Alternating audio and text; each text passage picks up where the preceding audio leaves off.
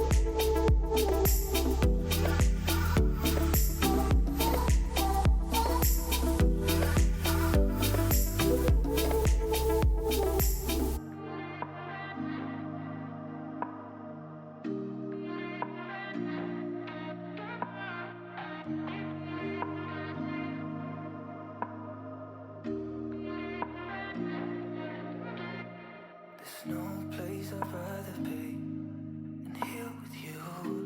That's all I need. There's no one I'd rather see close to me. That's all I need. If I could stay here, then I will stay here forever. If you're meant to, then let's be the best together.